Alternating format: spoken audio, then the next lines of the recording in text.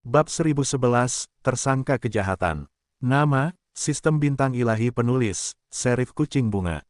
Plus mematikan mengatur ulang, www.novelhal.com, pembaruan tercepat dari bab terbaru Sistem Bintang Tingkat Dewa. Ini tidak mungkin. Aku tidak ada hubungannya dengan orang lain, apalagi balas dendam, kecuali sekolah dan sekolah. Bagaimana mungkin ada orang yang datang untuk membunuhku? Tan Huilan juga bingung, berkata, Zhang Yu, mengapa menurutmu begitu? Hal-hal utama yang terjadi akhir-akhir ini sangat tidak biasa. Beberapa hari yang lalu, seseorang hampir menabrak Xiaonan ke dalam mobil saat mengemudi di depan sekolah. Jika bukan karena aku, dia pasti sudah mati saat itu. Hasilnya dalam beberapa hari, dia hampir tertimpa tembok yang runtuh. Jika tidak ada kucing, dia pasti sudah mati. Kali ini seseorang berlari untuk membakar di tengah malam. Begitu banyak hal telah terjadi akhir-akhir ini. Tidakkah menurutmu itu aneh? Zhang Yu menggabungkan semua hal ini dan berkata bahwa kedua talenta itu tercengang pada saat yang sama. Sungguh tidak mungkin hal-hal ini terjadi satu demi satu dalam suatu kebetulan seperti itu. Pikirkan baik-baik jika hal-hal ini tidak berhubungan. Jangan percaya, ternyata target pembunuhnya adalah dirinya sendiri, yang membuat Tan Xiaonan terdiam. Tan Huilan mengerang dan berkata, sepertinya masalah ini memang tidak mudah. Karena ada orang yang ingin membunuh Xiaonan, maka kita harus pergi ke kantor polisi besok pagi untuk membereskannya dan kita harus menangkap orang yang berbakat itu. Tan Xiaonan menghela napas, sepertinya memang begitu. Zhang Yu melihat jam dan berkata, sudah larut. Kurasa kalian harus istirahat lebih awal. Kalian harus pergi ke kantor polisi besok pagi. Keduanya mengangguk saat mendengar ini. Zhang Yu membawa mereka berdua ke kamar tamu di lantai 2, tetapi ketika dia naik ke atas, dia berinisiatif untuk menggendong Tan Xiaonan, dan memeluknya menaiki tangga di bawah pantulan wajah kecilnya yang memerah. Zhang Yu membawa keduanya ke kamar yang lebih besar, menyuruh mereka untuk istirahat lebih awal, dan kembali ke kamar mereka. Setelah Tan Huilan merapikan tempat tidur, keduanya berbaring di tempat tidur, tetapi karena apa yang baru saja terjadi, itu terlalu mendebarkan. Meskipun mereka merasa sangat lelah, mereka tetap tidak bisa tidur lagi dan lagi. Xiaonan, ada apa? Kamu tidak bisa tidur. Tan Huilan merasakan kekesalan keponakan di sebelahnya. Bagaimana aku bisa tertidur setelah kejadian sebesar ini? Tan Xiaonan berkata dengan datar. Jangan terlalu banyak berpikir, mungkin keadaan belum seburuk ini. Apa yang dikatakan Zhang Yu tidak lebih dari sekadar spekulasinya. Bahkan, itu mungkin tidak akurat. Tan Huilan menghibur. Menurutku, itu harus mendekati 10. Zhang Yu, yang tidak kamu mengerti, biasanya menakutkan jika dia pintar. Jika dia mengatakannya, menurutku itu akan mendekati 10. Bahkan jika itu benar, tidak mungkin, kita hanya orang biasa. Hal semacam ini pada akhirnya harus diserahkan kepada polisi. Jangan terlalu banyak berpikir, tidurlah lebih awal. Yah, bukankah hanya aku yang tidak bisa tidur? Aku terus berpikir, siapa yang bisa membunuhku? Hei, bibiku. Apakah kamu akan pernah menemukan seseorang untuk membunuhku? Orang yang mana? Kata Tan Huilan dalam kabut. Siapa lagi yang bisa? Bajingan itu, kata Tan Xiaonan dengan gelisah. Dia, tidak mungkin. Racun harimau tidak makan lagi. Orang itu juga ayahmu. Bagaimana dia bisa mengirim seseorang untuk membunuhmu? Ayolah, aku tidak punya ayah seperti itu. Jika dia benar-benar ayahku, dia tidak akan bisa mengusir ibu yang sakit dan aku keluar dari rumah. Kurasa ini masalahnya. Dia mungkin melakukannya. Sampah ini. Tan Xiaonan menggertakkan giginya dan menggigit giginya. Tan Huilan tidak berdaya ketika dia mendengar ini, dan berkata, Xiaonan, aku tahu kamu membencinya. Sebenarnya, aku juga membencinya. Aku juga ingin dia mati lebih awal. Kalau bukan karena dia, adikku tidak akan meninggalkan kita secepat ini. Tapi untuk mengatakan bahwa dia bisa datang untuk membunuhmu, aku tidak percaya. Selain hubungan darahmu, ini sama sekali tidak perlu. Kamu tidak memiliki ancaman baginya sekarang, dan bahkan kamu dan dia adalah orang-orang yang hidup di dua dunia sama sekali. Tidak terlalu berlebihan, aku rasa kamu tidak memikirkannya. Tidurlah lebih awal, ke Biro Keamanan Publik besok. Petik 2. Tan Xiaonan tidak mengatakan apa-apa ketika mendengar ini, dan segera mereka berdua tertidur. Pagi-pagi sekali, Zhang Yu menelepon Li Yunliang untuk liburan, karena dia harus menemani dua wanita ke Biro Keamanan Publik untuk membuat catatan di siang hari. Meskipun Tan Huilan tidur larut, dia bangun relatif lebih awal. Dia berencana untuk sarapan dan pergi ke unit untuk mengambil cuti setelah makan. Awalnya Zhang Yu berencana untuk sarapan, tetapi pada akhirnya, dia masih belum berdebat dengan Tan Huilan, jadi dia harus kembali dan berbaring sebentar. Ketika Tan Huilan sudah siap untuk sarapan dan sudah hampir waktunya, dia membangunkan Zhang Yu dan Tan Xiaonan. Ketiganya sarapan dan meninggalkan rumah bersama. Namun sebelum pergi ke Biro Keamanan Publik, Zhang Yu terlebih dahulu menemani wanita kedua untuk membeli satu set pakaian untuk dikenakan. Bagaimanapun, mereka berdua sedang terbakar di rumah, dan semuanya terbakar. Yang tersisa hanyalah piyama dan sepasang sandal. Ketiganya berlari ke toko pakaian, dan keduanya membeli sepasang pakaian olahraga dan sepatu kets. Biayanya dibayar oleh Zhang Yu, tetapi untuk keduanya mereka akhirnya memiliki satu set pakaian mencurigakan yang dikenakan, yang juga membuat mereka tertekan. Saya merasa jauh lebih kuat. Sebelum pergi ke Biro Keamanan Publik, Tan Huilan harus pergi ke unit untuk meminta cuti terlebih dahulu, karena teleponnya terbakar, jadi dia hanya bisa melakukan perjalanan sendiri. Setelah Tan Huilan meminta cuti, ketiga orang itu pergi ke cabang keamanan publik di wilayah hukum mereka untuk membuat catatan. Ketika Biro Keamanan Publik mendengar uraian Zhang Yu dan memutuskan bahwa ini adalah pembakaran yang disengaja, sifat kasusnya pun berubah. Panitera mencatat perincian yang dijelaskan oleh Zhang Yu, dikombinasikan dengan hal-hal aneh yang terjadi pada Tan Xiaonan beberapa hari yang lalu, ditambah beberapa hari yang lalu bahwa Zhang Yu dan Tan Xiaonan mendapat laporan tertabrak mobil, polisi mengklasifikasikan kasus tersebut sebagai kasus pidana. Sebagai saksi, Zhang Yu telah melihat sendiri pelaku pembakaran, dan menurut peraturan, simulasi teka-teki tersangka dilakukan. Namun, Zhang Yu sendiri yang akan melukis, dan dia dapat menyelesaikan masalah ini sendiri sepenuhnya. Ini adalah pertama kalinya seseorang di Biro Keamanan Publik menghadapi situasi ini dan setuju untuk menggambar sendiri oleh Zhang Yu. Zhang Yu tercengang oleh polisi Biro Keamanan Publik, dan dia menggambar sketsa yang sangat realistis, yang dapat dikatakan persis sama dengan foto hitam putih. Gambar ini persis sama dengan ekspresi yang dihadapi Zhang Yu saat pria itu jatuh. Sedangkan untuk pria lainnya, Zhang Yu hanya bisa menggambar satu sosok dan kembali karena dia belum melihat penampilannya. Namun, lukisan Zhang Yu terlalu mirip. Seorang polisi kriminal di sebelahnya mengenali pria dalam potret itu sebagai pecandu narkoba yang ditangkapnya.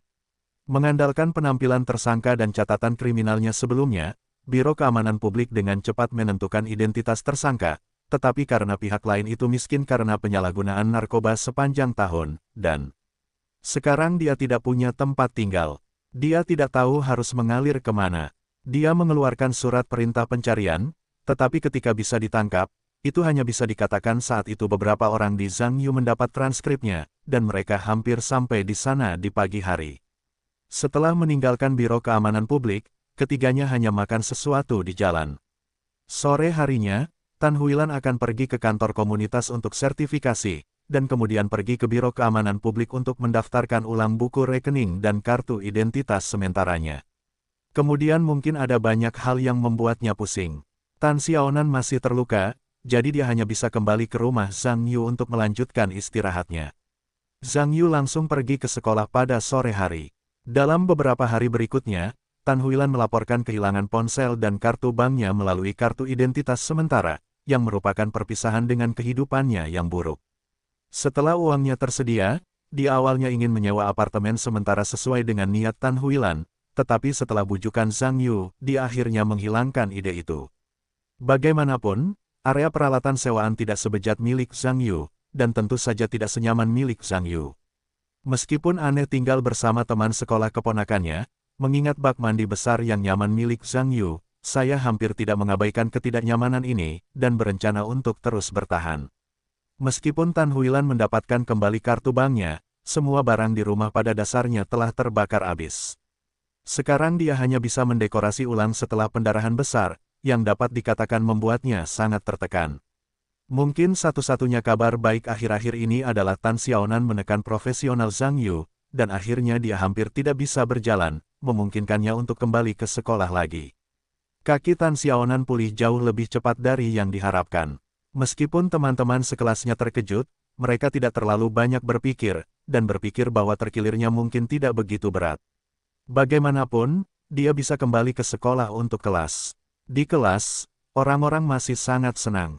Meskipun Tan Xiaonan tinggal di rumah Zhang Yu, meskipun mereka berdua memahaminya, mereka tidak mengkhotbahkannya.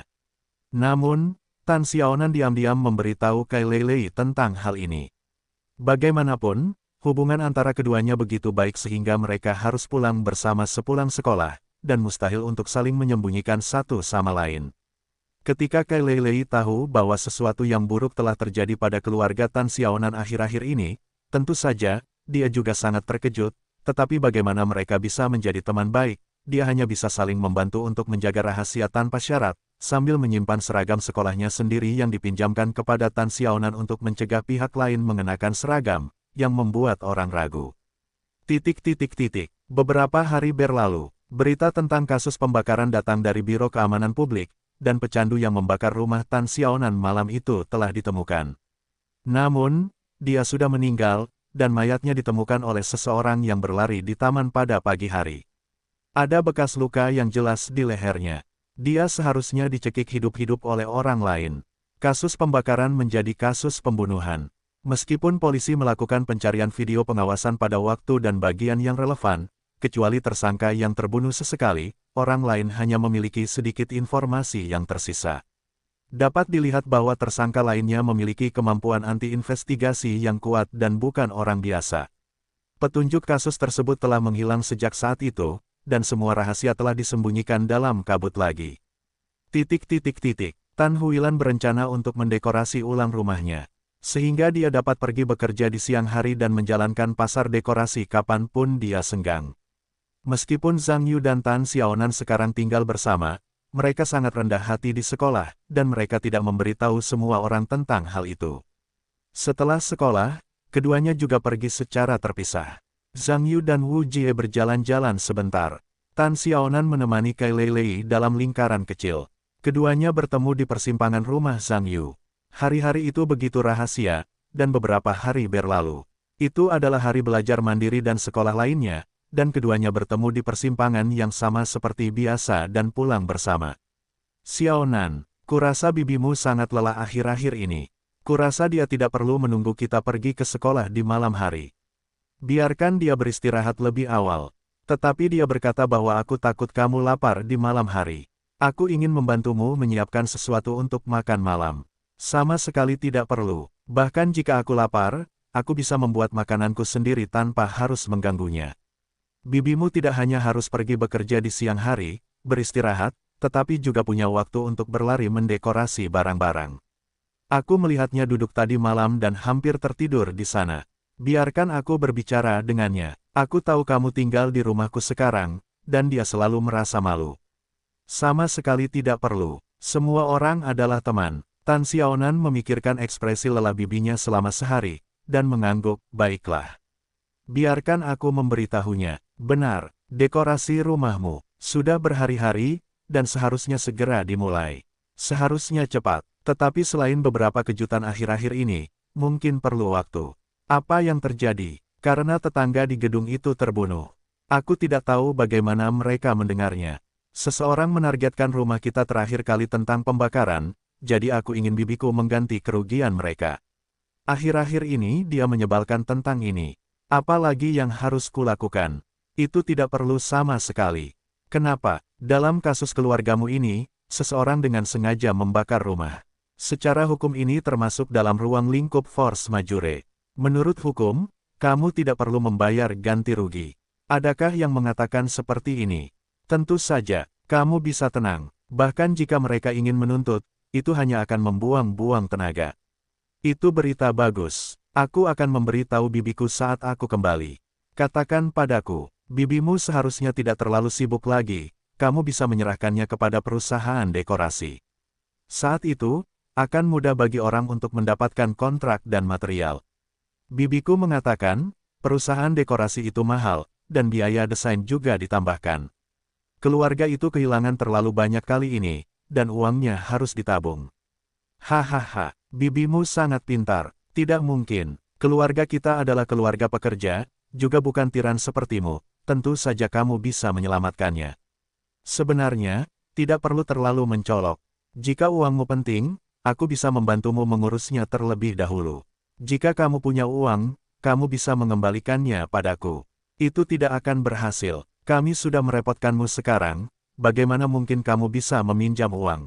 Tidak, tidak. Apakah ini sopan kepadaku? Itu tidak sopan. Itu prinsip. Sungguh tidak sopan. Di antara keduanya, sebuah mobil tiba-tiba datang dari seberang jalan dan berhenti di depan mereka berdua. Setelah mobil diparkir, kopilot menghampiri seorang pria, mencapai kursi belakang, membuka pintu, dan seorang pria paruh baya turun. Setelah melihat pria paruh baya itu, Tan Xiaonan berhenti dan tampak terkejut. Ketika Zhang Yu melihat pemandangan ini, tentu saja dia juga ikut berhenti. Meskipun Tan Xiaonan tidak mengatakan apa-apa, dia tahu dari situasi di depannya bahwa mereka seharusnya saling mengenal. Dai Zikai datang dan tersenyum, dan berkata, "Nana, kenapa kamu pulang sekolah selarut ini?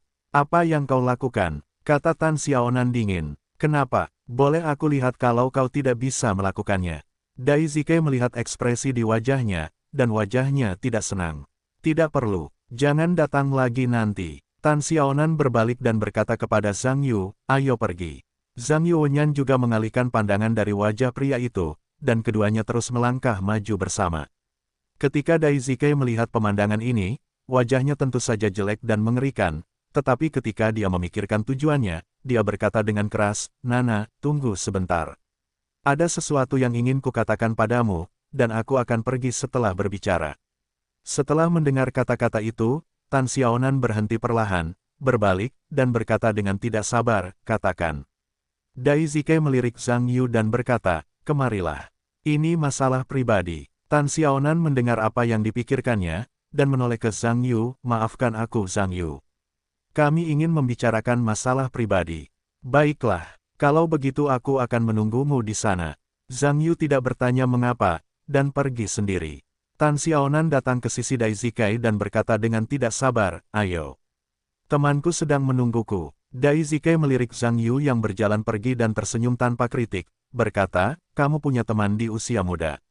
Kamu bisa melakukannya, itu tidak ada hubungannya denganmu. Apa yang ingin kamu katakan, aku akan pergi tanpa mengatakannya." Kata Tan Xiaonan dengan kesal. Dai Zikai menahan emosinya dan berkata, "Ini sebuah pernyataan. Aku harap kamu bisa menandatanganinya, dan aku akan pergi setelah menandatanganinya." "Pernyataan? Apa?" Tan Xiaonan mengerutkan kening. "Itu dokumen tentang penolakan warisan. Isinya adalah bahwa kamu secara sukarela melepaskan semua warisanmu." "Warisan?" Tan Xiaonan melihat ke atas dan ke bawah Dai Zikai setelah mendengar kata-kata itu, bertanya-tanya, "Apakah kamu akan mati? Mengapa kamu berbicara dengan ayahmu?" Dai Zikai melotot ke mata itu. "Siapa ayahmu? Jangan taruh emas di wajahmu. Katakan saja, ayahku sudah lama meninggal. Dia meninggal karena kanker stadium lanjut, yang mengakibatkan kegagalan organ sistemik dan kematian." "Kau..." Dai Zikai mendengar darah menyembur di tempat yang hampir tidak bernyawa itu. Jika kebanyakan orang mengatakan ini padanya, dia pasti akan meledak. Namun pada akhirnya, memikirkan tujuanku, aku tetap memutuskan untuk menggertakkan gigiku dan berkata, "Oke. Kau boleh mengatakan apapun yang kau inginkan, bahkan jika aku mati, itu tidak masalah. Kau bisa menandatanganinya sekarang. Jika tidak, kau masih menginginkanku. Tidak bisakah aku meninggalkan sesuatu untukmu? Aku akan menginginkan uang kotormu. Jangan khawatir, bahkan jika kau memberikannya kepadaku secara cuma-cuma," kata Tan Xiaonan dengan kesal. "Tidak perlu jadi yang terbaik. Kalau begitu tanda tangani saja. Kalau sudah selesai, tekan sidik jarinya lagi." Setelah berbicara, Dai Zikai memberi isyarat kepada anak buahnya, dan pihak lain segera menyerahkan dokumen di dalamnya, ditambah sekotak tinta cetak. Dai Zikai mengambil berkas itu dan membukanya, lalu mengeluarkan pulpen dari saku jaketnya dan menyerahkannya kepada Tan Xiaonan. Setelah mengambil alih, Tan Xiaonan melihat ke arah lampu jalan. Bagaimanapun, dia bukan anak kecil lagi. Tentu saja, dia tahu bahwa dia harus memikul tanggung jawab hukum untuk menandatangani dokumen. Tentu saja, dia harus melihat apa yang tertulis di atas. Isi dokumen itu kira-kira, Tan Xiaonan menyatakan bahwa setelah kematian penggantinya Dai Yongan, dia dengan sukarela menyerahkan semua warisan yang diperoleh, menyatakan bahwa itu benar dan sah, dan bersedia menanggung semua tanggung jawab ekonomi dan hukum yang timbul darinya. Tan Xiaonan melihat dokumen ini, matanya berkilat kaget, dan dia mendongak, ternyata Dai Yongan sudah meninggal. Apa itu Dai Yongan? Kamu seharusnya kakek. Dai Zikai berkata dengan gelisah. Marga saya Tan, marganya Dai. Siapa kakeknya? Baiklah, baiklah. Jangan bicara tentang yang tidak berguna. Karena kamu tidak mengenalinya sebagai keluarga Dai kami, maka kamu mendaftarlah sesegera mungkin. Aku akan segera pergi setelah menandatanganinya, dan aku tidak akan menemuimu nanti. Tan Xiaonan mendengus dan berencana untuk menandatangani namanya, tetapi ketika dia baru saja selesai menulis karakter Tan, dia berhenti dan sepertinya mengingat sesuatu dan mendongak dan berkata, Dai Yongan, dia meninggalkannya untukku. Berapa harganya? Untuk apa? Kamu meminta ini. Kamu tidak bermarga Tan, bukankah kamu bermarga Dai? Dai Zikai mengerutkan kening. Tidak peduli apa nama keluargaku. Aku juga berhak tahu berapa banyak uang yang ditinggalkan Dai Yongan untukku. Bagaimana aku bisa mengatakan bahwa aku adalah salah satu ahli waris? Dai Zikai mendengar bahwa wajahnya agak jelek, dan berkata, katakan itu. Apakah kamu masih menginginkan uang ini? Aku tidak mengatakan aku menginginkannya. Lalu mengapa kamu tidak menandatanganinya? Tentu saja aku tidak menandatangani karena alasanku. Aku ingin tahu berapa banyak yang membuatmu orang pencemburu ini mengirim seseorang untuk membunuh putrimu sendiri. Apa yang kamu bicarakan? Siapa yang mengirim seseorang untuk membunuhmu? Tidak mengirim siapapun, kamu sendiri tahu. Tidak heran kamu ingin aku menandatangani dokumen semacam ini. Jika kamu mati, aku khawatir kamu tidak akan meninggalkanku sepeser pun. Jadi mengapa aku perlu menandatangani dokumen semacam ini? Ternyata Dai Yongan sudah mati, dia seharusnya meninggalkanku sejumlah uang, jadi kamu cemburu, dan kamu ingin membunuhku, dan kemudian menelan uang itu sendirian. Dai Zikai, kamu sangat kejam. Kulit Dai Zikai yang malu sedikit memucat, dan dia berkata dengan marah, jangan bicara omong kosong. Kapan aku akan membiarkan seseorang membunuhmu? Kamu masih tidak mau mengakuinya. Beberapa hari yang lalu saya berada di gerbang sekolah dan seseorang ingin membunuh saya dan seseorang pulang ke rumah pada malam hari dan seseorang melemparkan sesuatu ke atas dan ingin membunuh saya. Lihat saja apakah saya tidak melakukannya. Akhirnya saya berlari ke rumah saya untuk membakarnya. Sialan saya, jangan kirim seseorang untuk melakukan hal-hal ini. Petik 2. Apa? Ada hal seperti itu? Dai Zikai berkata dengan heran. Apa yang kau pura-pura lakukan? Bergantung pada kemampuan aktingmu, kau seharusnya menjadi seorang aktor. Nana, tidak adil bagiku untuk berbicara seperti itu, bahkan jika aku bukan manusia lagi, aku tidak bisa membunuh putriku sendiri demi uang. Oh, jika kau berkata begitu, tidak apa-apa. Aku tidak akan menandatangani dokumen ini. Lagi pula, kau tidak akan membunuhku demi uang, jadi apa yang ingin kau lakukan dengan uang? Jangan bilang kau tidak menginginkan uang ini. Ya, aku tidak menginginkannya. Ketika aku mendapatkan uangnya, aku menyumbangkan semuanya ke lembaga kesejahteraan sosial. Tidak bisakah aku berbuat baik? Kau, Dai Zikai sangat marah, percaya atau tidak. Saya ulangi sekali lagi bahwa saya tidak mengirim seseorang untuk membunuh. Dan jika Anda tidak menginginkan uang ini, maka Anda tidak memiliki kendali atas uang ini. Anda sebaiknya menandatangani dokumen ini dan meninggalkannya. Jangan sampai semua orang merobek wajah mereka dan kehilangan muka. Tan Xiaonan mencibir, saya tidak peduli apakah saya punya muka. Saya hampir terbunuh, wajah apa yang saya butuhkan. Saya bisa saling melawan. Saya saling menyakiti. Lihat siapa yang akhirnya kita permalukan. Pada saat ini, Tai Zikai telah dikalahkan oleh kemarahan Tan Xiaonan, dan dia menamparkan pihak lain di tempat. Tan Xiaonan dipukuli oleh pihak lain terlebih dahulu. Lingkaran matanya menjadi merah. Bajingan, apa yang kamu lakukan? Suara Zhang Yu langsung berlalu hampir berbicara.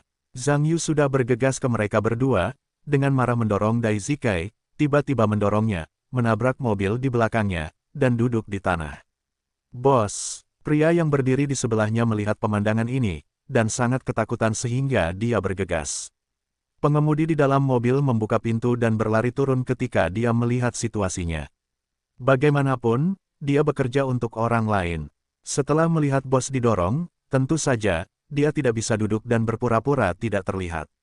Sial, kamu berani melakukan sesuatu padaku. Duduk di tanah, Daisuke menatap Zhang Yu dengan marah dan marah. Berbalik, kedua pria di bawah lawannya berteriak dengan marah, apa yang kalian berdua masih lakukan? Jangan pukul aku. Pengawal itu mengangguk dengan tergesa-gesa, bangkit dan datang ke sisi Zhang Yu, dan berkata tidak ada yang namanya pukulan. Kali ini dia berencana untuk memberi Zhang Yu makanan yang ganas.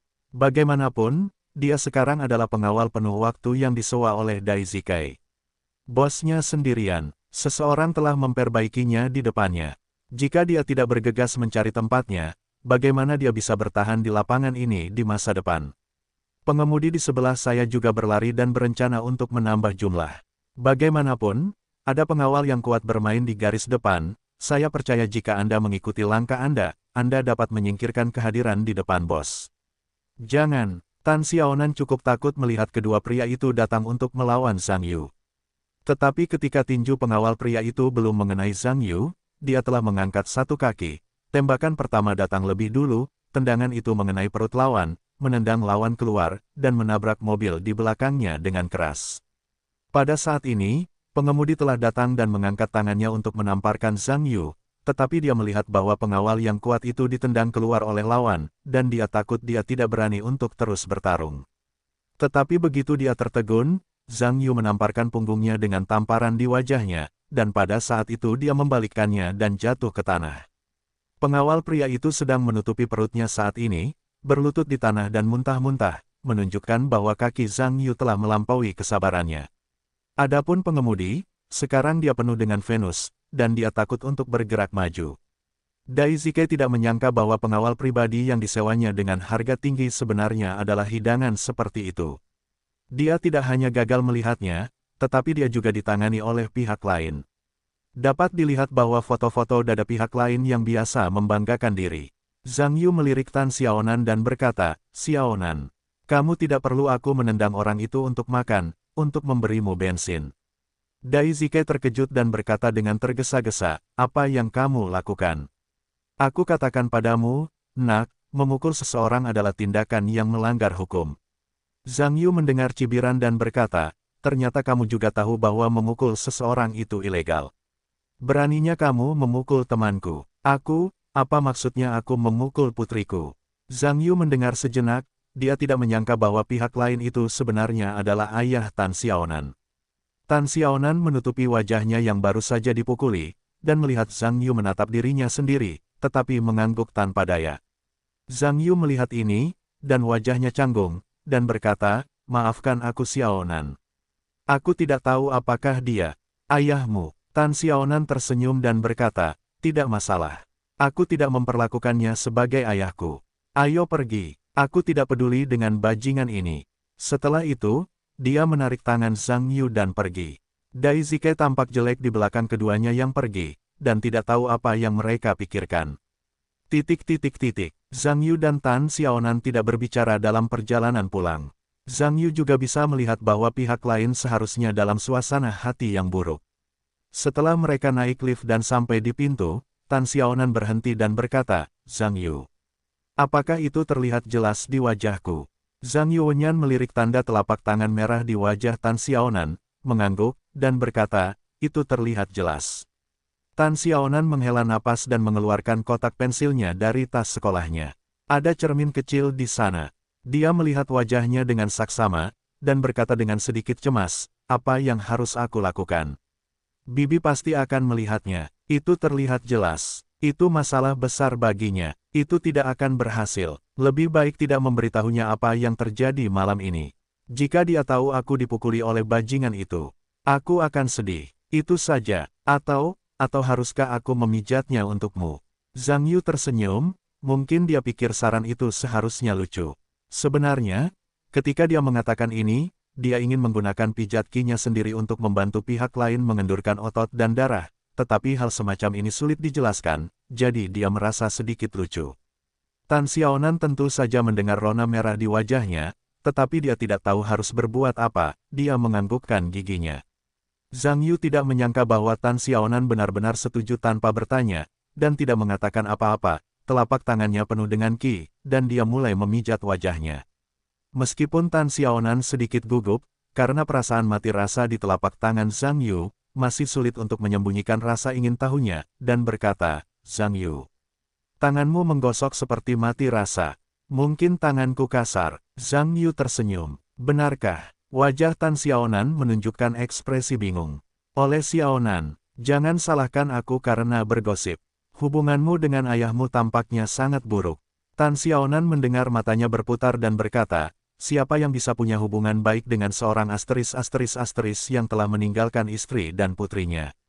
Temperamen ayahmu terasa baik. Aku tidak menyangka orang-orang akan bersikap buruk. Ada lebih banyak bajingan di dunia ini. Tapi mereka lebih buruk darinya, tentu saja tidak banyak. Hehehehe, benar sekali. Apa yang dia lakukan untukmu? Zhang Yu berkata setelah melihat Tan Xiaonan terdiam, dan buru-buru berkata, tidak masalah. Jika kamu tidak ingin mengatakannya, lupakan saja. Tidak apa-apa, dia ingin aku menandatangani pelepasan hak waris.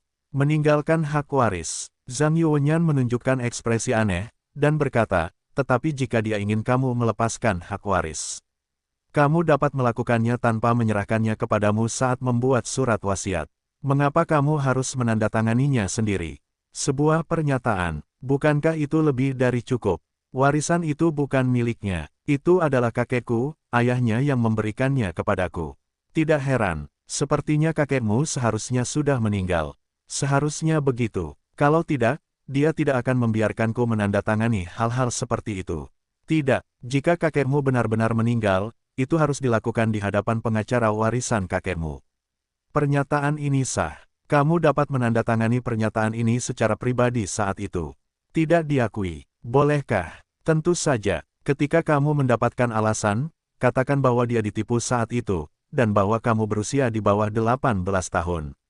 Dalam hal hak atas warisan, kamu adalah orang dengan kapasitas terbatas. Hal semacam ini harus membutuhkan wali kamu, itu saja, bibiku mengangguk. Aneh, jika kau mengatakan bajingan itu, biasanya dia cukup pintar. Dia tidak mungkin tahu hal semacam ini. Obat macam apa yang dia katakan dia jual di labu ini? Sulit untuk mengatakannya, namun, karena kakekmu ingin mewariskan harta warisan kepadamu, dia pasti telah menandatangani surat wasiat resmi. Namun, masalahnya adalah jika kakekmu telah meninggal sekarang, pengacaranya yang membuat surat wasiat seharusnya mulai menghubungimu. Mengapa tidak menghubungimu? Menurutku, belum saatnya untuk mengesampingkan kemungkinan bahwa kakekmu saat ini sedang sakit atau dalam kondisi kritis, dan ayahmu kebetulan mengetahui tentang surat wasiat itu, jadi dia tidak bisa tinggal diam. Mengapa kamu menandatangani pernyataan celah hukum? Menurutku, seharusnya dia telah menerima nasihat dari seseorang atau pengacaranya, dan tidak mengesampingkan kemungkinan ingin melakukan beberapa tindakan kecil di sini. Tetapi jangan khawatir, selama kamu tidak menandatanganinya, dia tidak dapat membantumu. Aku tidak perlu khawatir. Sebenarnya, aku tidak terlalu peduli dengan uang atau apapun, terutama uang mereka. Aku bahkan tidak peduli tentang itu. Jika dia tidak menyingkirkan aku dan ibuku tidak akan mungkin meninggal begitu cepat. Jika aku bisa, aku tidak sabar menunggu anggota keluarga mereka meninggal. Kata Tan Xiaonan sambil menggertakkan gigi, dan siapapun yang memiliki mata yang baik dapat melihat kebenciannya terhadap keluarga ayahnya. Ya, Zhang Yu, apakah menurutmu seseorang baru-baru ini datang untuk membunuhku? Mungkinkah bajingan itu? Aku tidak tahu tentang itu. Hati manusia dipisahkan oleh perut mereka. Meskipun itu racun harimau dan tidak bisa makan makanan. Tetapi terkadang orang dapat melakukan apa saja yang gila demi uang. Tidak perlu dikatakan lagi, itu pasti dia. Racun harimau tidak memakan makanan, tetapi harimau. Kurasa dia 1000 kali lebih berbisa daripada harimau. Binatang buas ini, bajingan. Zhang Yu menatap gigi Tan Xiaonan yang terkatup dan menggelengkan kepalanya tanpa daya, dan berkata, oke. Aku tidak bisa melihatnya sekarang. Tan Xiaonan mendengar itu juga melepaskan diri dari keadaan menggertakkan giginya, dan mengambil gambar lagi dengan cermin kecil. Dia terkejut, aku benar-benar tidak bisa melihatnya. Zhang Yu, kamu benar-benar luar biasa. Apakah kamu tangan? Apalagi itu? Apakah itu kaktus? Hehehehe, seperti beruang. Baiklah, ayo masuk. Ketika Zhang Yu dan Tan Xiaonan kembali ke rumah, Tan Huilan sebenarnya agak cemas saat ini, lagi pula, mereka tidak pulang terlalu larut. Mustahil untuk mengatakan tidak perlu khawatir. Namun, Zhang Yusun membuat alasan untuk mengatakan bahwa itu adalah seorang rekan praktisi yang membangun jalan di dekat sana, dan dia takut untuk mengambil jalan setapak itu. Beberapa teman sekelas mereka berinisiatif untuk saling mengantar pulang, membuang-buang waktu. Meskipun alasan itu relatif membuat frustrasi, Tan Huilan memilih untuk mempercayainya, lagi pula, apa yang terjadi malam ini, bahkan jika dia ingin mematahkan kepalanya, dia tidak akan tahu. Setelah ditolak oleh Tan Xiaonan malam itu, Dai Zikai tidak berencana untuk tinggal di kota Zonghai. Keesokan harinya, ia kembali ke rumahnya di kota Zongjing dengan pesawat. Tuan, Anda kembali. Ketika pembantu di rumah melihat Dai Zikai kembali, ia bergegas untuk menyapa. Kakak Li, Nyonya, Dai Zikai berkata dengan dingin. Istriku ada di atas. Tapi aku belum bangun. Belum bangun. Dai Zikai mendengus dengan ekspresi tidak menyenangkan, dan berjalan ke atas. Dai Zikai datang ke kamar tidur dan mendorong masuk. Bagian dalamnya gelap. Ia datang ke jendela dan menarik keluar tirai anti tembus pandang. Sinar matahari yang menyilaukan di luar segera menembus ke setiap sudut rumah, dan Tang Jie masih tertidur di tempat tidur. Dengan cemberut, ada reaksi. Sinar matahari yang menyilaukan menarik Tang Jie dengan paksa keluar dari keadaan tidur. Ia menyipitkan matanya dan melirik situasi di dalam kamar. Ketika dia mengetahui bahwa tirai dibuka oleh Dai Zikai, dia langsung berkata sedikit tidak senang, "Apa yang kamu lakukan?" "Tirai ditutup. Aku masih harus tidur." Dai Zikai mendengar kata-kata itu dan berkata dengan ekspresi jelek, "Tidur. Lihat jam berapa sekarang. Jam berapa sekarang? Aku bermain mahjong dengan saudari Li lebih dari pukul 6 kemarin. Aku hanya berbaring sebentar. Main mahjong. Main mahjong. Kamu berbelanja atau bermain mahjong setiap hari. Apakah kamu tidak melakukan sesuatu yang serius?" Tang Jie mendengar semua kata-kata itu sekaligus, duduk, dan berkata dengan tidak senang, "Aku bilang Dai Zikai. Apa maksudmu dengan ini? Apakah kamu hanya melakukan bisnismu satu hari? Aku akan menganggur selama sehari. Kamu tidak perlu khawatir dalam pikiranmu sendiri. Cepatlah, ada sesuatu yang ingin kukatakan padamu." Dai Zikai berkata dengan gelisah. "Apa yang penting? Aku ingin bangun untuk mendengarnya. Apakah aku berbaring dan tidak bisa mendengarnya? Kau yang mengatakannya, aku akan tidur setelah itu." Tang Jie berkata dengan tidak sabar. Dai Zikai mendengar ekspresi itu sedikit jelek lagi, dan berkata, "Aku bertanya padamu. Apakah kau mengirim seseorang ke Zonghai untuk mencari Nana?" Tang Jie memancarkan ekspresi terkejut di matanya, tetapi kemudian menghilang lagi, dan berkata, apa yang aku cari gadis bau itu? Dengan siapa kau berbicara? Itu semua adalah hal yang samar. Aku tidak pergi. Kau tidak pergi." Dai Zikai memutar matanya dan berkata, "Di mana saudaramu? Di mana dia sekarang?" Dia pergi ke Wuyangcheng untuk urusan bisnis. Perjalanan bisnis. Mengapa aku tidak tahu? Kau harus tahu segalanya. Bagaimana dia bisa mengatakan bahwa dia juga manajer departemen promosi merek? Bukankah dia seharusnya berlari keluar pasar? Kedengarannya dia sangat cakap. Kau cukup cakap. Ada apa? Perusahaan tidak mati seperti ini. Apa katamu? Dai Zikai melotot. Katakan apa yang kau tahu. Isi pembicaraan kedua orang itu memenuhi ruangan dengan bau mesiu, tetapi tiba-tiba mereka terdiam, dan tidak ada yang berbicara lagi. Setelah beberapa saat, Dai Zikai berkata dengan tidak senang, "Tunjukkan ponselmu. Apa yang ingin kau lihat? Biarkan aku melihat apakah saudaramu ada di Wuyangcheng. Lihat apa yang kalian bicarakan baru-baru ini. Kau masih tidak percaya padaku. Itu karena kau bukan orang yang bisa dipercaya." Tang Jie mendengar dadanya naik turun beberapa kali, dan dia mengambil ponsel di tempat tidur dengan marah, kehilangannya dengan parah, dan berkata dengan marah, "Lihat. Lihat, aku ingin melihat, apa yang bisa kau lakukan di dalamnya, rahasia apa yang ditemukan." Dai Zikai dengan cepat mengangkat telepon dan bangun dan berkata, "Bagaimana dengan kata sandi daya? Ulang tahun, putar balik." Dai Zikai mendengar bahwa dia memasukkan ulang tahun Tang Jie secara terbalik, dan telepon itu langsung tidak terkunci, diikuti olehnya untuk membuka ponsel Kiki pihak lain, dan mendongak. Dai Zikai dengan saksama memeriksa catatan obrolan antara Tang Jie dan saudara laki-lakinya, tetapi tidak menemukan sesuatu yang aneh, dan bahkan mengatakan bahwa informasi obrolan antara keduanya masih lama sekali. Dia juga melihat lingkaran pertemanan Tang Bin, dan menemukan bahwa baru-baru ini Tang Bin tampaknya berada di Wuyangcheng, yang berisi beberapa foto yang diambilnya sendiri. Ketika Tang Jie melihat keraguan di wajah Dai Zikai, dia langsung mencibir dan berkata, "Ada apa? Aku tidak menemukan rahasia apapun dariku. Kurasa sebaiknya kalian lebih memperhatikan, saling memandang dan melihatku dan pria lain. Apakah ada riwayat obrolan khusus? Apakah kalian curiga bahwa aku punya pria lain di luar sana?" Menghadapi ejekan dan sarkasme Tang Jie, Dai Zikai tampaknya tidak mendengarnya, tetapi malah merenung. Sepertinya dia ingin mendapat anggukan dari kejadian ini berulang kali.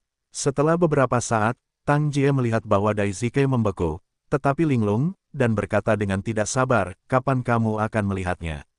"Hampir sampai. Cepat kembali padaku. Aku harus tidur." Dai Zikai mendengar bahwa dia sudah keluar dari linglung, membawa ponselnya ke tempat tidur, dan menatap Tang Jie. "Apa yang akan kamu lakukan?" Tang Jie agak berbulu di bawah mata Dai Zikai. Dai Zikai tidak mengatakan apa-apa, membungkuk dan menarik tangan Tang Jie, dan menekan langsung pada pembaca sidik jari ponsel. "Apa yang kamu lakukan? Lepaskan aku." Tang Jie secara refleks ingin menarik tangannya kembali. Dai Zikai menarik tangan lawannya dengan keras untuk mencegah Tang Jie menariknya kembali, sambil menekan jarinya pada pembaca sidik jari satu persatu dengan setiap jari. Setiap kali dia menekan, dia juga melihat layar untuk melihat apakah ada reaksi. Tang Jie berjuang untuk menarik tangannya kembali, tetapi dia tidak bisa menariknya kembali. Pada akhirnya, dia tidak punya pilihan selain menyerah dan membiarkan Dai Zikai menekan kedua tangannya.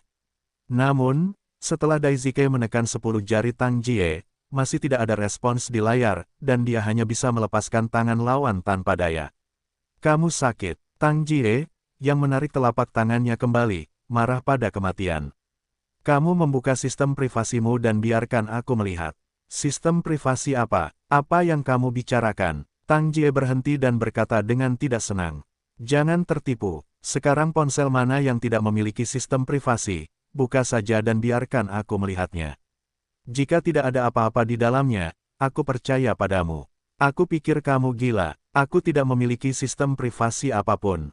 Tang Jie marah. "Apakah kamu idiot? Adikmu jarang mengirim teman. Kamu lihat sekarang hampir setiap hari, dan dia berlari ke seluruh tempat terkenal di Wuyangcheng. Apakah dia akan menjalankan bisnis atau bepergian? Aku ingin dia mengatakan ini disengaja sama sekali. Jangan bicara omong kosong. Buka sistem privasi untukku." "Benar-benar tidak ada sistem privasi. Jangan memaksaku." "Oke," kata Tang Jie dengan panik. "Aku tidak percaya." "Buka saja. Jika kamu tidak percaya padaku, tidak ada yang bisa kamu lakukan tanpanya. Lagi pula, bukankah kamu sudah mencoba semuanya tadi? Apalagi yang kamu ingin aku lakukan?" Dada Dai Zikai berkedut tajam, lalu teringat sesuatu, mengangkat selimut Tang Jie, meraih kakinya, dan menempelkannya pada pembaca sidik jari. "Apa yang kau lakukan?" "Jangan." Tang Jie ketakutan, dan buru-buru ingin mendorong Dai Zikai.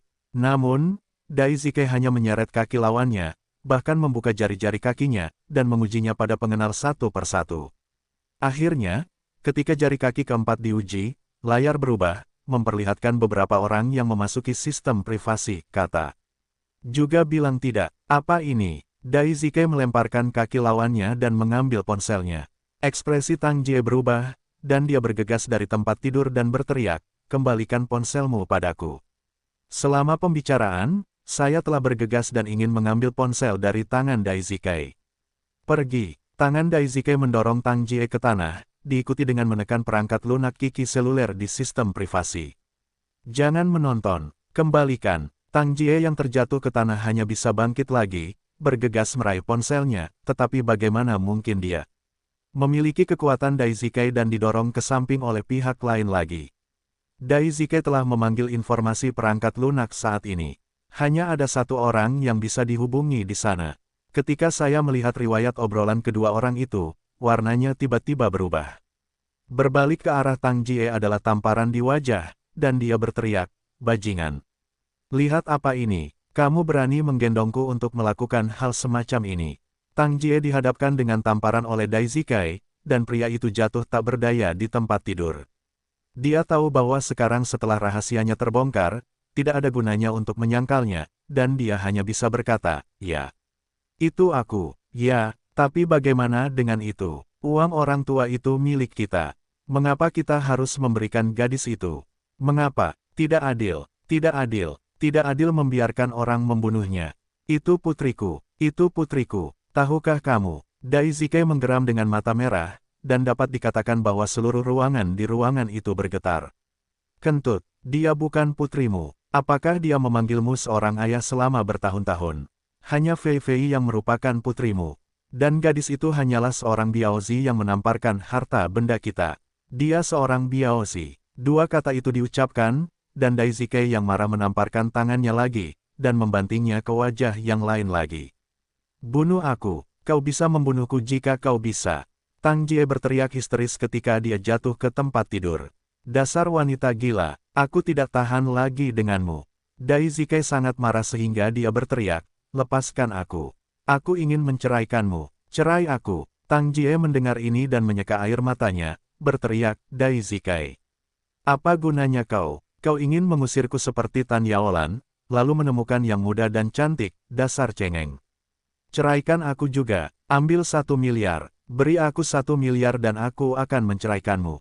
1 miliar, Daisuke mencibir. Beraninya kau mengatakan sepatah kata pada singa. Jangan bermimpi tentang itu. Hanya 1 juta, anak itu milikku. Seberapa jauh kau melangkah? Kau ingin aku keluar dari 1 juta. Kau mengirimiku makanan. Tang Jie berdiri dan menunjuk Daisuke, dengan beberapa kata histeris, sudah kubilang Daisuke, jangan beri aku 1 miliar, tidakkah kau ingin aku meninggalkan rumah ini? Petik 2. Jadi kau tidak setuju. Ekspresi Daisuke berangsur-angsur menjadi lebih gelap. Tang Jie mendengar ejekan dan mencibir, aku akan menjadi gila sebelum aku berjanji.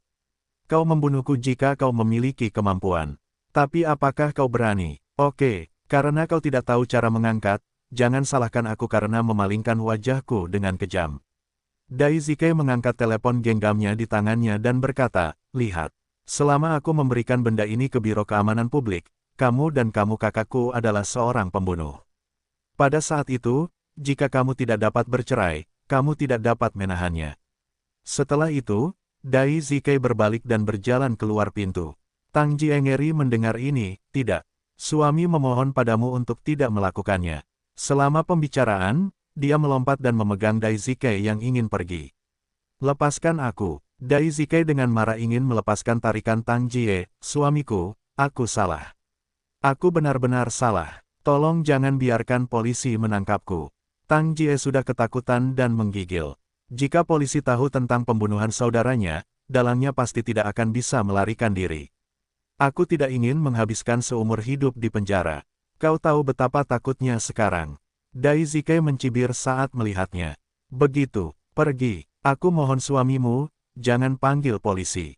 Tang Jie memohon sambil menangis. Karena kau takut. Kalau begitu jangan katakan apapun. Ambil dokumennya dan pergilah untuk bercerai, ambil 1 juta, dan menghilang dari pandanganku. Tang Jie, mendengar tubuh yang ketakutan ini gemetar dan memohon, suamiku, aku mohon padamu.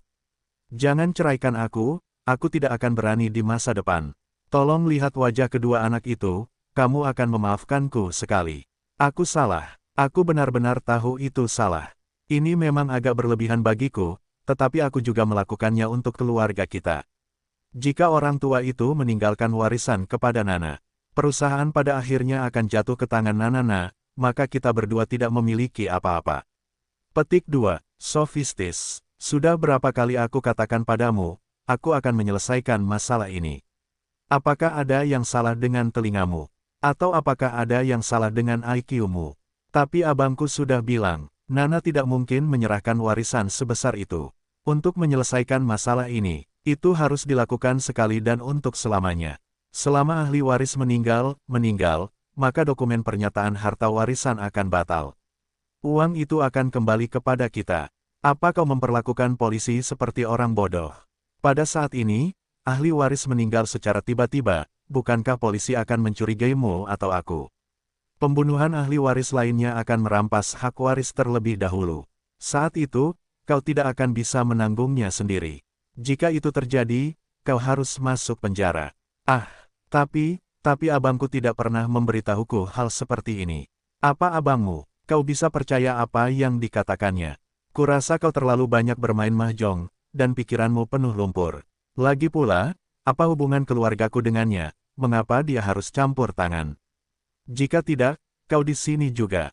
Aku akan meneleponnya sekarang. Jangan panggil polisi. Aku mohon suamimu, kau menelepon polisi dan aku akan selesai. Kau juga tahu rasa takut itu. Untungnya Nana baik-baik saja sekarang, kalau tidak, aku bilang aku tidak akan pernah membiarkan kalian berdua pergi. Suamiku salah. Maafkan aku akan mendengarkanmu apapun yang kau katakan di masa depan. Apapun yang kau minta aku lakukan, aku akan melakukannya, dan aku tidak akan pernah membuatmu marah lagi. Tang Jie memohon. Dada Daisuke berfluktuasi hebat untuk beberapa saat sebelum perlahan melambat dan berkata, apakah kamu benar-benar akan mendengarkanku di masa depan? Aku akan mendengarkanmu. Aku akan mendengarkanmu di masa depan. Bagus. Telepon saudaramu dan minta dia untuk segera kembali. Oke, aku akan bertarung sebentar lagi. Lalu saat dia kembali, setelah dia kembali, beri dia 1 juta untuk datang dan minta dia menghindari lapangan, dan dia tidak akan diizinkan kembali sampai masalah ini selesai. Baiklah, aku mengerti. Pintu itu tertutup. Cepat panggil. Baru saat itulah Daisuke melihat bahwa pintu kamar tidak tertutup dan merasa bahwa dia benar-benar terlalu marah tadi. Tang Jie merasa lega dan bangkit untuk menutup pintu. Tetapi kedua orang di rumah itu belum tahu, ketika Tang Jie bangkit dan menutup pintu, sesosok di luar pintu menghilang di posisi tangga. Di unit perawatan intensif Rumah Sakit Rakyat Pertama Kota Zongjing, seorang lelaki tua sedang menjawab telepon. Meskipun lelaki tua itu dan orang di seberang telepon tidak banyak bicara, tetapi Deng Hong dan Kang Jingping yang duduk bersebelahan dapat melihat bahwa wajah masing-masing semakin buruk, bahkan jika mereka tidak perlu bertanya, penelepon itu pasti tidak membawa kabar baik. Kakak Li, hal-hal yang kau katakan sangat penting bagiku, terima kasih. Tenang saja, aku akan membantumu dengan urusan cucumu. Baiklah, cepat kembali, jangan biarkan mereka menemukan kekurangan apapun. Dai Yongan menutup telepon dan tampak jelek. Aku tidak menyangka Tang Jie berani membunuh cucunya. Itu adalah hal yang sangat kejam dan menyayat hati yang bisa dilakukan Tang Jie. Itu hanya membuatnya kesal. Biarkan dia tahu, metodenya sendiri dalam menangani warisan lagi, dan itu benar-benar benar. Ketika Deng Hong dan Kang Jingping melihat bahwa Dai Yongan tidak terlihat sehat, mereka tidak repot-repot berbicara, agar tidak berbicara tidak pantas dengan jamur satu sama lain, dan kemudian memarahinya lagi. Dai Yongan terdiam beberapa saat, dan berkata, Deng Hong, aku memintamu untuk menyelidiki siapa yang mewariskan surat wasiatku. Apakah kau punya berita? Deng Hong mengangguk dan berkata, sekarang awalnya diduga bahwa itu adalah urusan Tuan Zhang. Menurut orang yang saya kirim untuk mengikuti, Tuan Zhang dan Presiden telah bertemu secara pribadi beberapa kali baru-baru ini, dan tidak jelas apa yang mereka bicarakan. Namun, pengacara Zhang baru-baru ini mengganti mobil baru dan membelinya secara penuh. Faktanya, dalam hal pendapatan tahunannya, seharusnya lebih sulit untuk membeli mobil penuh.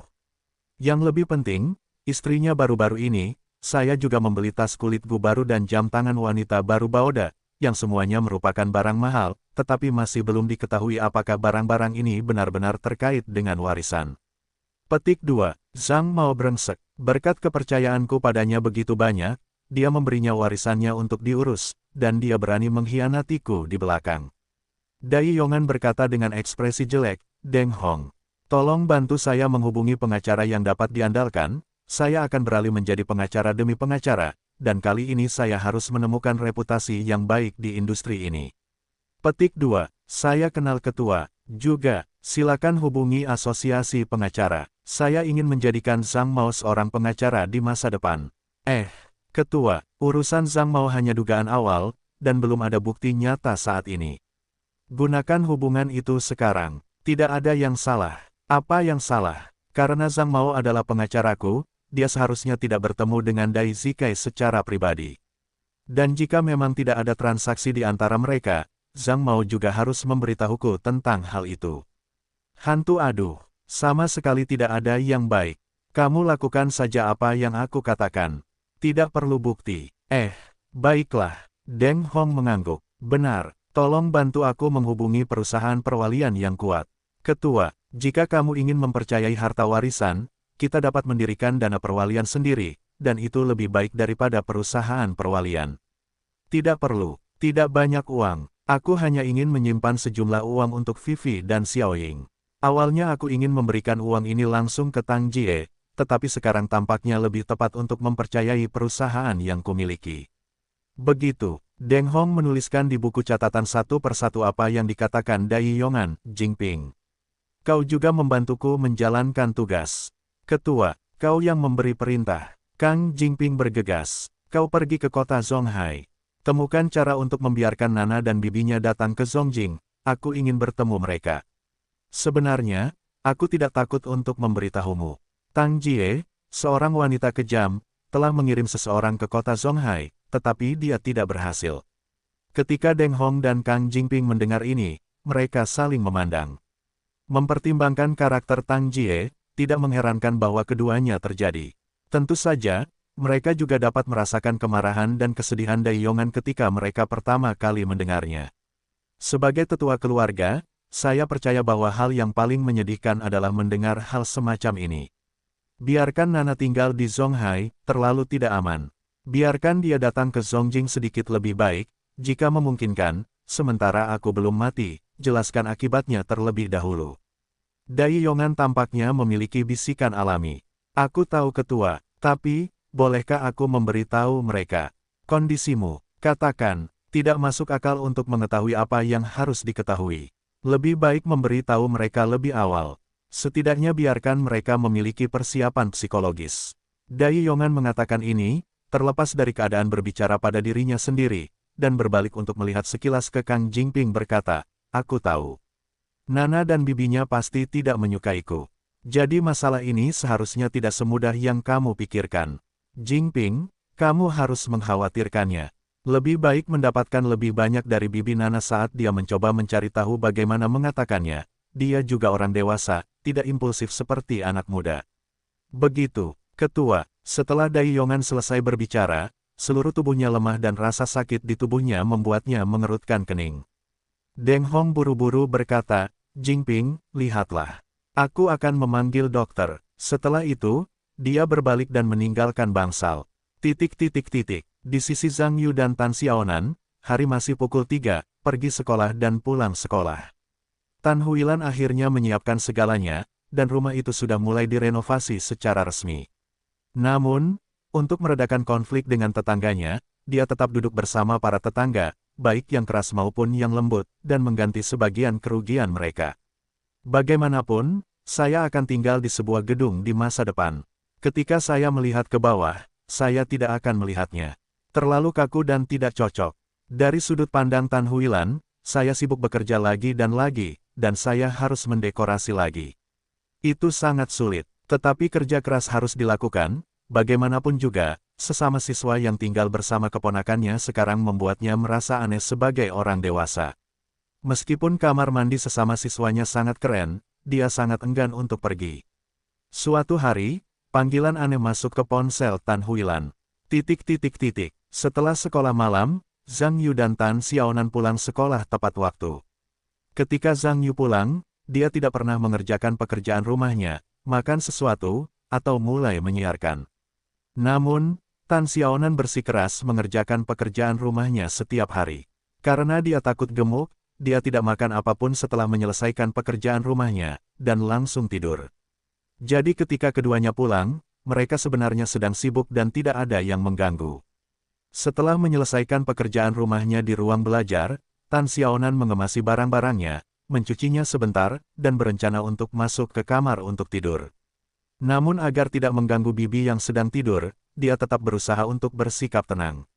Namun ketika dia membuka pintu hari ini, dia mendapati bahwa lampu redup di samping tempat tidur masih menyala, dan bibinya sedang duduk di tempat tidur dengan linglung dan tidak tidur. Bibi, kenapa kamu belum tidur? Tan Xiaonan tampak aneh. Tidak bisa tidur. Xiaonan, kemarilah, aku akan memberitahumu sesuatu. Tan Xiaonan mengangguk setelah mendengar kata-kata itu, berjalan ke tempat tidur, mengangkat selimut dan mengebornya, lalu menatap Tan Huilan untuk melihat apa yang ingin dia katakan. Tan Huilan terdiam sejenak, lalu berkata, hari ini ada orang spesial yang datang ke unit kita untuk mencariku. Siapa dia? Seorang pria bernama Kang. Katanya, kakekmu yang meminta dia datang. Kakekku. Tan Xiaonan mendengar ini sejenak, lalu mengubah ekspresinya menjadi tidak senang, apa yang ingin dia lakukan. Dengarkan saja pria bernama Kang itu. Kakekmu ingin bertemu denganmu. Tidak bertemu, kata Tan Xiaonan tidak senang. Xiaonan, bagaimana mungkin dia kakekmu? Kenapa kamu tidak mempertimbangkan untuk bertemu dengannya? Semuanya sudah berakhir, tidak ada yang perlu dipikirkan. Lagi pula, siapa yang tertarik bertemu dengan orang jahat seperti itu? Sambil berbicara, Tan Xiaonan juga berbaring di tempat tidur, menarik selimut dengan kasar ke tubuhnya dengan ekspresi tidak senang. Tapi dia sakit parah. Kudengar dia sedang sekarat. Petik 2. Tan Xiaonan mendengar ini terdiam. Sebenarnya, sejak Zhang Yu membantunya menganalisis kemungkinan seluruh kejadian terakhir kali, dia merasa bahwa Dai Yongan mungkin sekarang menderita penyakit parah. Baru 1 hari tidak ada yang mengonfirmasikan dirinya, dan dia tidak ingin berpikir seperti itu. Ketika sekarang dipastikan bahwa ini benar, dia tidak merasakan kegembiraan yang diharapkan di dalam hatinya, tetapi merasa aneh, dan bahkan sedih yang tidak dapat dijelaskan. Ruangan itu hening sejenak. Tan Huilan berkata, Xiaonan, bibiku benar-benar membenci keluarga Dai, bahkan tidak lebih darimu. Ibumu diusir dari rumah oleh mereka saat itu, tidak hanya untuk membesarkanmu sendirian, tetapi juga untuk adik perempuanku yang kuliah. Kerja keras seperti itu tidak terpikirkan oleh orang biasa. Tetapi bahkan saat itu, dia tidak pernah mengatakan sepatah kata pun yang kasar kepadaku, hanya membiarkanku tidak terlalu banyak berpikir dan belajar dengan giat, tetapi dia diam-diam menanggung semuanya sendirian.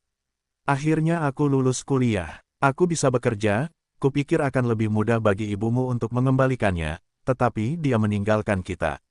Apakah kau pikir aku bisa membenci mereka? Jika bukan karena kau masih tanpa pengawasan di sekolah dasar, aku benar-benar ingin datang dan membunuh bajingan Dai Zike yang tidak tahu terima kasih. Tan Xiaonan berbaring di sana tanpa berbicara, tetapi air matanya mengalir tak terkendali. Selama dia memikirkan ibunya, dia tidak bisa menahan tangis. Air matanya mewakili malam-malam yang tak terhitung jumlahnya dalam ingatannya, dan selalu ada lagu pengantar tidur yang berdengung di telinganya. Melambangkan kenyamanan lembut dan asteris dalam ingatan saat terluka. Melambangkan wajah tersenyum yang melambai pada diri sendiri dalam angin dingin di gerbang sekolah, dan melambangkan cinta ibu yang hanya dapat dimiliki dalam ingatan sekarang. Sebenarnya, ketika saudara perempuan saya meninggal, saya bergegas ke rumah sakit kemudian, dan dia sudah tidak ada lagi. Saya bahkan tidak mendengar kata-kata terakhirnya. Anda tahu betapa sedihnya saya saat itu. Saya memenuhi syarat untuk membenci orang-orang dari keluarga Dai. Tanpa keluarga Dai, saudara perempuan saya tidak akan begitu keras. Anda bahkan dapat mengatakan bahwa dia tidak akan meninggalkan kita begitu cepat. Namun, Anda berbeda dari saya. Anda dan keluarga Dai memiliki hubungan darah. Petik 2. Tidak, saya tidak memiliki hubungan darah dengan keluarga Dai. Tan Xiaonan menyeka air matanya, dengan keras kepala. Tidak, kamu punya. Ini adalah fakta objektif, bukan sesuatu yang dapat kamu hindari jika kamu ingin melarikan diri. Faktanya, hari ini aku juga membentak pria bernama Kang, bahkan histeris. Tetapi dia berkata kepadaku, orang yang hidup tidak ada gunanya membentak mayat yang dingin. Tidak masalah apakah kamu mencintai mayat itu atau membenci mayat itu. Dia sudah mati, cinta dan benci, karena dia punya arti. Jika kamu mencintainya, lebih baik mengatakannya saat dia masih hidup, setidaknya untuk membiarkannya pergi dengan tenang. Jika kamu membencinya, maka tegurlah dia saat dia masih hidup, daripada menunggunya mati. Aku tidak bisa mendengarnya lagi, itu jauh lebih berarti. Petik 2. Ketika Tan Xiaonan mendengar ini, dia tidak tahan lagi, dan menutupi kepalanya dengan selimut.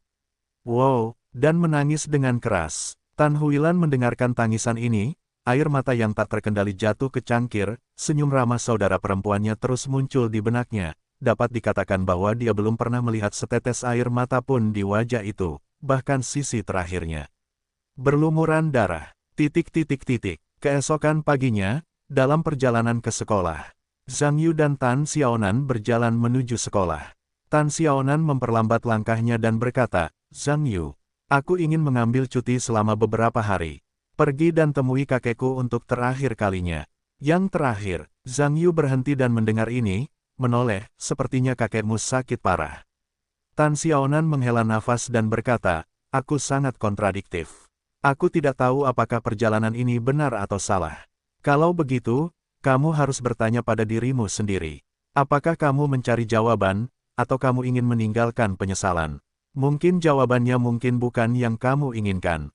Tetapi penyesalan pasti bersamamu sepanjang hidupmu. Tan Xiaonan terdiam beberapa saat, lalu mengangguk dengan kilatan kejelasan di matanya, dan berkata, kamu benar. Hasilnya mungkin tidak bagus, tetapi itu penting bagiku. Terima kasih. Biarkan aku membuka simpulnya. Sama-sama. Benar. Pergilah dengan bibimu. Benar. Tidak apa-apa. Setidaknya ada perawatan pribadi. Jika kamu tidak pergi ke sana, berhati-hatilah. Jika kamu butuh sesuatu, jangan lupa hubungi aku. Selalu waspada. Risiko bisa terjadi kapan saja. Oke, aku ingat. Di sekolah, Tan Xiaonan dan Li Yunliang meminta cuti, diikuti dengan pergi dan kembali untuk mempersiapkan diri. Sore harinya, Tan Xiaonan dan Tan Huilan, serta Kang Jingping, naik pesawat ke Zongjing bersama-sama. Tan Xiaonan mengambil cuti, kecuali 2 orang yang terbatas di kelas, yang lain tidak begitu jelas. Para siswa juga berdiskusi secara umum tentang apa yang akan dilakukan Tan Xiaonan. Tentu saja, sebagian besar waktu, itu hanya gosip, dapat dikatakan bahwa kebenaran itu jauh dari kebenaran. Setelah sekolah di malam hari, Zhang Yu dan Wu Fatzi dihentikan oleh seseorang begitu mereka meninggalkan sekolah. Tuan Zhang, halo, Tuan Wei Zhengpeng ingin bertemu dengan Anda. Tamu itu sangat ramah. Beberapa orang di sekitar Wu Fatzi bertemu Zhang Yu ketika mereka datang untuk menemuinya, tentu saja mereka menatapnya pada saat yang sama. Tentu saja, Zhang Yu tahu siapa Wei Zhengpeng, putra kedua Wei Zongyuan. Dia juga memberitahu rumah tempat tinggalnya, jadi dia mengangguk dan berkata, oh, di mana dia? Dia menunggumu di mobil di sana. Lai Ren memberi isyarat ke samping dan menunjuk ke sebuah mobil bisnis mewah di sisi jalan. Zhang Yu melirik mobil itu dan berkata kepada Wu Jie, ayo pergi dulu. Aku ada sesuatu sekarang, dan aku akan kembali nanti. Wu Jie tidak mengatakan sepatah kata pun, dan berjalan berdampingan. Zhang Yu mengikuti pria itu ke trotoar dan masuk ke dalam mobil. Wei Zhengpeng memperhatikan Zhang Yu duduk dan tertawa, Xiao Zhang. Apakah kamu sibuk akhir-akhir ini? Hahaha, apa yang harus kulakukan sebagai pelajar, sibuk dengan sekolah. Paman Wei mencariku. Benar, aku sebenarnya ingin bertanya, apakah ada cara untuk mengobati kanker? Zhang Yu mendengar tatapan tertegun dan menatap Wei Zhengpeng dengan tatapan aneh. Bukan aku, tetapi orang lain. Wei Zhengpeng menjelaskan sambil tersenyum. Zhang Yu mengangguk dan berkata, ada cara untuk mengatakannya. Tetapi itu tergantung pada situasi spesifiknya. Jika masih dini, itu seharusnya tidak menjadi masalah. Dalam jangka menengah, itu agak merepotkan. Pada tahap akhir, kamu tahu bahwa itu semua adalah tahap akhir. Harapan untuk mengatakannya tidak banyak lagi. Apakah ada harapan di tahap akhir? Wei Zhengpeng bertanya dengan tergesa-gesa ketika dia mendengar ini. Tidak dapat dikatakan bahwa tidak ada harapan sama sekali. Hanya dapat dikatakan bahwa harapan itu tipis dan dapat dimenangkan, tetapi tidak ada jaminan bahwa kamu juga tahu bahwa kanker bukanlah penyakit ringan. Dengan cara ini, Wei Zhengpeng menghela napas dan dengan hati-hati mempertimbangkan pro dan kontra dari masalah ini. Ada apa, Paman Wei? Siapa yang kena kanker? Oh, itu ayah pasanganku. Kanker apa? Kanker hati. Kanker hati lebih merepotkan lagi. Pada stadium lanjut, tidak ada harapan lagi. Zhang Yu, kamu bilang, mari kita buat analogi. Kalau mau disuntik, berapa biayanya tanpa mempertimbangkan tingkat kesembuhannya? Paman Wei, jangan salahkan mulut singaku. Rencana pengobatanku sebagian besar didasarkan pada akupuntur. Kalau tidak berhasil, biayanya akan sangat mahal. Aku hanya bisa bilang kalau tidak berhasil, biayanya akan jutaan. Biaya pengobatannya, kalau berhasil, konsumsinya akan lebih besar lagi, dan mungkin dibutuhkan biaya perawatan ratusan juta sebelum saya bisa menjualnya. Butuh banyak uang. Wei Zhengpeng mendengarnya sejenak. Sebenarnya, bagi orang kaya seperti mereka, ratusan juta bukanlah hal yang tidak dapat diterima. Kuncinya adalah masalah tingkat keberhasilan. Anda tidak dapat memberitahu orang lain sendiri. Jika Anda tidak dapat menyembuhkannya, Anda harus memiliki puluhan juta. Itu terutama tidak dapat dijelaskan. Zhang Yu melihat wajah aneh Wei Zhengpeng dan mengetahui kekhawatiran orang lain. Dia hanya tersenyum dan berkata, "Paman Wei, saya hanya mengatakan yang sebenarnya." Bagaimana mengatakannya? Karena ajalnya sudah terlambat, tidak peduli apapun rencana perawatannya, itu hanya masalah melakukan segalanya dan mencoba keberuntungan Anda. Bukannya Anda mampu membayar biaya perawatan ratusan juta. Keberuntungan Anda akan lebih baik. Saya katakan begitu. Anda dapat memahaminya. Petik 2. Wei Zhengpeng menghela nafas dan mengangguk, dan berkata, "Saya mengerti. Mengerti. Saya akan saling berkomunikasi terlebih dahulu. Jika memungkinkan, saya akan menghubungi Anda." "Baiklah, kalau begitu saya pergi." "Jangan, biarkan sopir mengantarmu." "Tidak perlu, hanya beberapa langkah lagi." Setelah Zhang Yu menolak untuk saling mengirim, dia pergi setelah turun. Keesokan paginya, Wei Zhengpeng datang ke rumah tempat ayahnya tinggal. Ketika dia tiba di taman, dia melihat Wei Zongyuan sedang berlatih gerakan yang diajarkan Zhang Yu kepadanya. Sejak Wei Zongyuan mempelajari perangkat latihan ini, dia telah meninggalkan kebiasaan berlatih Taijikuan demi berlatih perangkat latihan yang tidak diketahui ini. Setiap hari Wei Zongyuan ingin mengatakan bahwa ketika pertama kali berlatih rangkaian latihan yang tidak disebutkan namanya ini, dia tidak merasakan banyak hal, hanya karena kepercayaannya pada Zhang Yu, tetapi seiring berjalannya waktu, perubahan kecil pada tubuhnya menjadi semakin jelas. Pemahaman baru tentang keajaiban latihan tersebut juga telah diperoleh. Pertama-tama, Wei Zongyuan merasa bahwa kekebalan tubuhnya secara bertahap meningkat. Sepertinya cuaca dingin di awal musim dingin. Sebelumnya, dia pasti tidak akan mampu menahannya, tetapi sekarang dia tidak merasakan banyak hal. Fungsi gastrointestinal tampaknya perlahan pulih.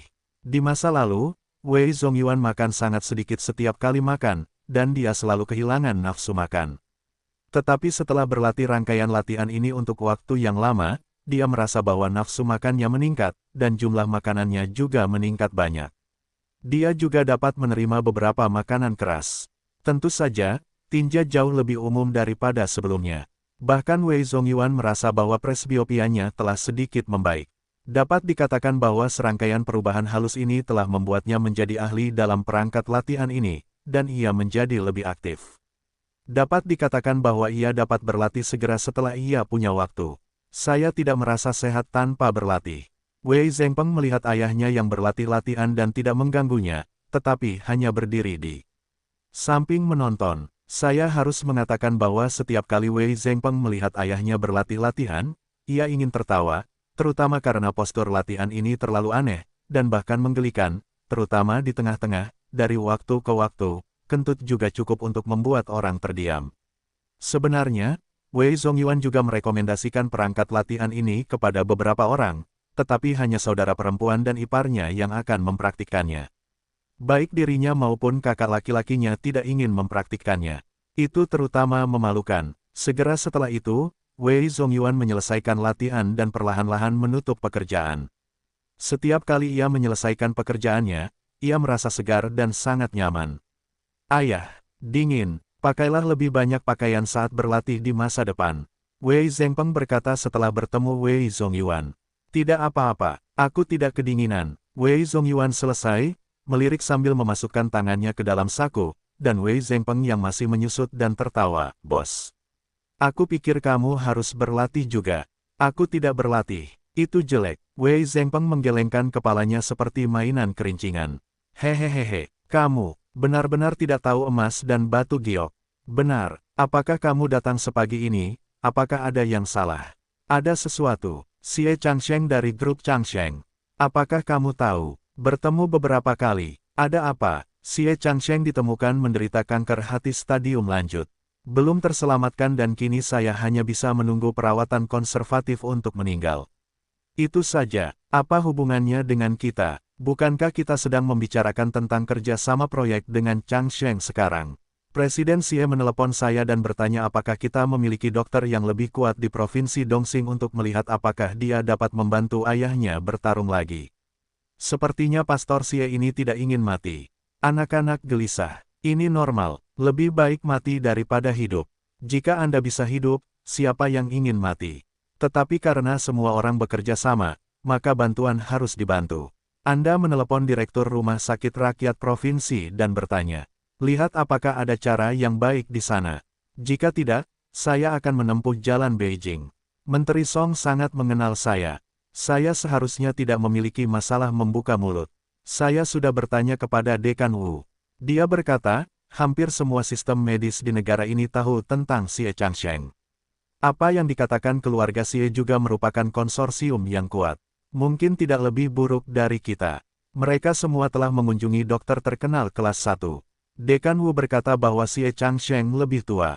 Jika dia seorang pemuda berusia 10 tahun, dia akan memiliki beberapa organ transplantasi, dan dia akan memiliki kesempatan. Tetapi dia sudah sangat senior. Tidak ada cara untuk menyelesaikan kondisinya melalui operasi. Petik 2. Itu saja, karena tidak ada cara lain. Apa maksudmu dengan memberitahuku? Sebenarnya aku pergi ke Zhang Yu kemarin. Wei Zongyuan mendengar nama Zhang Yu, matanya berbinar, dan dia sibuk berkata, apa yang dia katakan. Dia berkata, pada tahap awal, masalahnya tidak besar. Pada tahap tengah, itu agak merepotkan. Pada tahap selanjutnya, harapan sudah tidak ada lagi.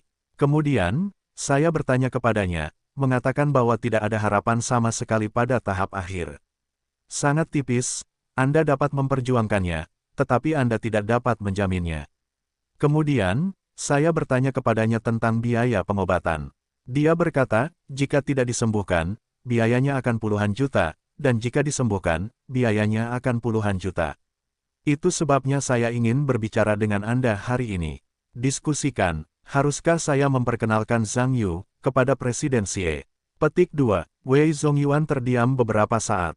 Apa kekhawatiranmu? Aku, tentu saja, kekhawatiranku adalah kerjasama dengan Changsheng.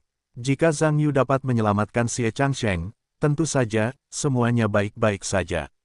Jika Zhang Yu mengambil tindakan dan Xie Changsheng tidak diselamatkan, itu akan merepotkan. Bicaralah kecil-kecilan, itu akan menyebabkan keluarga Xie tidak puas dengan kita. Jika kita membicarakannya, itu mungkin memengaruhi hubungan kerjasama kita dengan Changsheng. Aku khawatir waktunya tidak akan sepadan. Jadi aku ingin bertanya apa maksudmu. Kepada keluarga Xie, masih berpura-pura tidak tahu. Sebenarnya, aku punya pendapat yang berbeda. Pergi, ayo kembali ke kamar untuk berbicara.